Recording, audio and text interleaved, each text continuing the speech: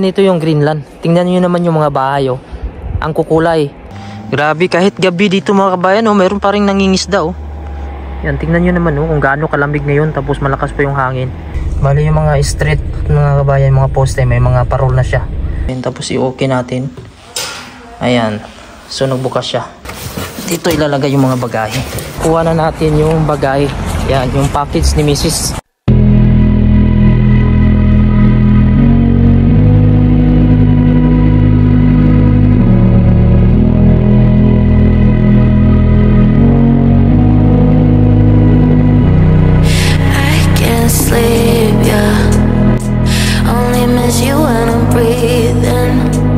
Hello po mga kabayan, magandang hapon sa inyo. Ang oras natin ngayon ay alas 4 pa ng hapon, pero ayan, madilim na yung paligid natin.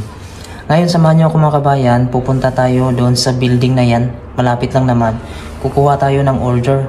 Kasi may order kasi si Mrs. na mga gamot at yung sabon. In-order pa namin yan online. So ngayon dumating na. Tara samahan nyo ako, ipapakita ko sa inyo dito kung paano pipick upin yung order dito online. Ayan, ito yung paligid natin. Ito yung bahay pala namin. Ayan. So paglabas mo dito, ito yung makikita natin dito. Ayan yung city mga kabayan. Ayan, ito yung Nok City. Ayan, dito kami sa sentro. So kukunin natin yung order natin. Ayan, malapit lang naman. Yung building na mataas na yan, pero sa ground floor. Ayan. So magsasakay tayo ng sasakyan mga kabayan dahil dito yung daanan. Medyo malamig kasi sa labas. Ito yung labas namin dito. Yan. So yan yung mga bahay, punong-puno ng mga snow. At ito yung daanan namin dito. Napakahaba itong daanan namin mga kabayan, kasi kami yung pinakadulo. Mabuti ngayon nga hindi na nagtuloy-tuloy yung snow. Siguro may isang linggo na hindi nag-snow. So yan, sa sobrang lamig, tumigas yung snow sa itaas. So ganyan dito mga kabayan, kapag sobrang lamig na siya, tumitigas yung mga snow sa itaas. Ayan, pag nag-snow na naman to, tambak na naman. So ganyan kakapal yung snow ngayon sa itaas, oh. Ito yung ibaba ng company namin, kasi company building kasi itong tinitira namin. Medyo mura lang kasi dito mga kabayan, kaya hindi na kami naghanap pa ng bahay. Kaya may mga container dito sa gilid natin. So ganito yung itsura ng panahon natin ngayon, alas 4. Pero madilim na, at saka wala pa ring araw na lumabas simula kanina. Ayan, ito yung mga tao ngayon. Pag ganito alas 4 ay mga uwian na yan, galing sa trabaho. Sakay tayo ng sasakyan mga kabayan. Sa harap namin yan yung paaralan dito, eskwelahan. So malapit lang kami dito sa eskwelahan. Ito yung gagamitin natin sasakyan sa company namin. Pwede naman natin magamit ito mga kabayan, kasi dito lang naman tayo umuwi din. Tapos ayan yung shop dito sa baba namin. Ayan, ayan yung mga kuha ng mga sasakyan, displayhanan, dito pa ayusan. So tingnan nyo naman, oh, mayroon na siyang mga Christmas light. Ayan, Christmas light, mga parol.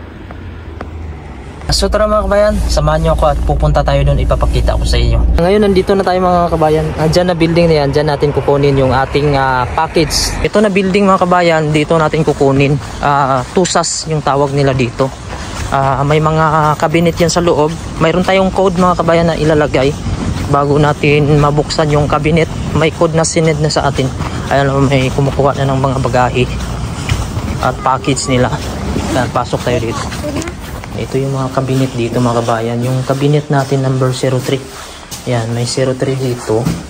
Dito natin i-enter yung code. Ayan, ito yung cabinet, magbubukas yan. So ayan mga kabayan, pipick up natin dito. Ayan, ilagay natin yung code 3, 2, 7, 5, 6, 7. Tapos i-okay natin. Ayan, so nagbukas siya. So tingnan natin kung ano yung nakakarton siya. Dito ilalagay yung mga bagahe. So automatic sa bukas. So i-check mo siya kung may laman pa siya, wala. Pag wala na, sarado mo yan. Tapos yan, ka-okay na. So yun, ganito yung loob dito. So yun mga kabayan, nakuha na natin yung bagahe. Yan, yung package ni Mrs. So yung laman ito ay mga gamot lang ito mga kabayan, at mga sabon niya. Kasi dito, hindi kasi kompleto dito yung mga tinda dito mga kabayan, mga binibinta dito, dahil isang isla itong Greenland. Kaya pagka may mga maintenance ka mga kabayan, kailangan mong mag-order online. Ayan, ganito na yung itsura dito ngayon sa Greenland mga kabayan. Bali yung mga street nila, mayroon na siyang mga parol. Ayan, may mga nakasabit na. Ayan. So hanggang dito, mayroon yan dito. Ayan. So mayroon na siyang mga parol. Kahit yung mga loob ng mga bahay, yung mga bintana, ayan, may nakasabit na ng mga parol. Ngayon mga kabayan, samahan nyo ako. Susunduin ko yung misis ko dun sa trabaho niya. Dahil nga pauwi na din siya. Medyo malamig din mga kabayan. Tara ipapakita ko sa inyo kung saan siya nagtatrabaho at kung ano yung view doon. Ayan mga kabayan, nandito na tayo kung saan nagtatrabaho yung aking misis. Ayan. Ayan yung daycare center sa likod natin. Dito nagtatrabaho yung aking misis mga kabayan. Ayan, ito yung daycare center kung saan iniiwan yung mga bata ng mga magulang nila. Ito yung paligid natin dito. Ito yung mga bahay dito. Tingnan nyo naman yung mga bintana nila. Halos na puno na ng mga Christmas light at saka yung mga parol. Ayan o. Halos lahat ng mga bintana. Ayan, ganito dito sa Greenland. Kapag malapit na yung Pasko, ayan, halos lahat yan. May mga parol yan. Ayan o. So, ayan. Ito yung daycare center mga kabayan. Ipapakita ko sa inyo kung saan naglalaro yung mga bata. Kung matapos ng pauwi yung mga magulang nila mga kabayan sa trabaho, paghapon, dito yan pinapalaro nila yung mga bata. Ito yung playground ng daycare center kung saan yung mga bata dito maglalaro mga kabayan. Ayan. Pero pag sobrang lamig mga kabayan, hindi naman pwede patagalin. Yan, dito sila naglalaro. Ito yung playground nila dito. Ayan sa itaas oh. Tingnan nyo Dinikorit ng asawa ko yan, saka kasama yan yung Christmas light na yan. So ito yung paligid natin dito. Ayan. Talagang punong-puno ng snow. Ayan. Tsaka puting-puti mga kabayan yung paligid natin. Ang oras natin ay alas 4:30 pa lang, pero ganito na. Ang dilim na ng paligid. Ayan. Napakatahimik dito na lugar banda. Ngayon mga kabayan, pupunta tayo dun sa unahan. Ipapakita ko sa inyo dito. Mayroong magagandang bahay dito sa dulo na puno-puno siya ng mga Christmas light. So ito yung madadaanan natin Halos walang katao-tao talaga mga kabayan. Naglalakad dito kundi ako lang. Yung sasakyan natin iniwan ko doon sa malapit sa tinatrabaho ng misis ko. Yun sa daycare center. Yan, malapit lang naman. Ayan, ito yung madadaanan natin dito mga kabayan. Talagang punong-puno siya ng snow. Ang area nila dito mga kabayan talagang matataas. Para mga bundok mga kabayan. Pero wala na siyang puno. Tapos wala naman siyang lupa. Kundi puro bato-bato ito mga kabayan. Itong lugar nila. Ayan. Pagdating mo dito, paahon ka na naman dito. Kaya medyo mahirap dito mga kabayan.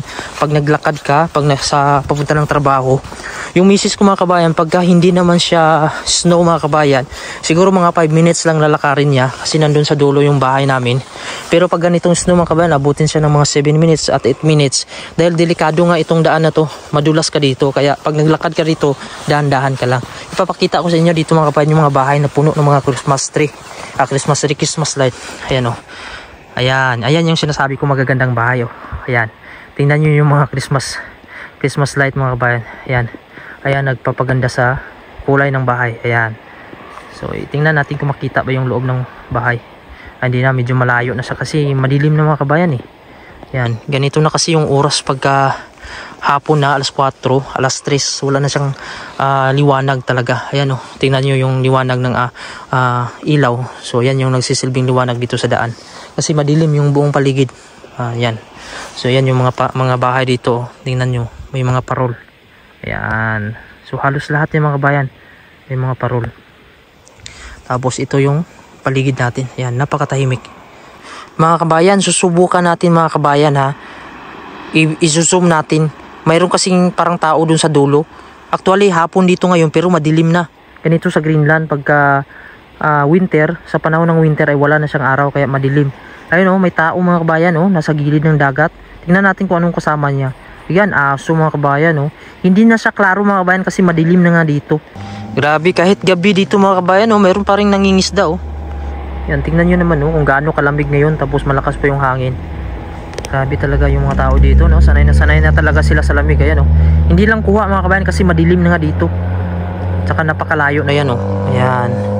Mga kabayan, ganito yung Greenland. Tingnan nyo naman yung mga bahay Ang kukulay. Dahil maraming mga ilaw at mga Christmas light. Dahil sa ngayon mga kabayan, yung mga bahay ngayon ay punong-puno ng mga Christmas light at mga ilaw. Kaya ganyan na ngayon yung mga bahay sa malayo. Tingnan nyo naman ang gaganda ng kulay. Yan, nandito tayo sa gilid ng dagat. Actually, gabi na ngayon mga kabayan. Yan. So, madilim na siya Yan, ganito yung panahon dito mga kabayan sa Greenland kapag winter. Buong panahon ay wala siyang araw, hindi mo makikita. Paswerte na lang kung makita mo. Ayan, so ganyan yung paligid natin dito. Tapos sa baba mga kabayan, tingnan natin yung pintuan nila Ayan, nakikita nyo ba yan? Sino yan? Yan, si Santa Claus mga kabayan, oh. May nilagay pa sila talaga sa pintuan na Santa Claus. Napakaganda. Ayun mga kabayan, papunta na ako doon kasi lalabas na daw si Mrs. at uuwi na din kami. Grabe mga kabayan, mga tao dito. Tingnan nyo. Panahon ng winter, nagja-jogging pa. Tingnan nyo naman kung gaano katibay sa lamig yung mga tao dito. At saka nga, nag-uumpisa na naman yung ulan. Medyo mapags ngayon at parang mag-i-snow.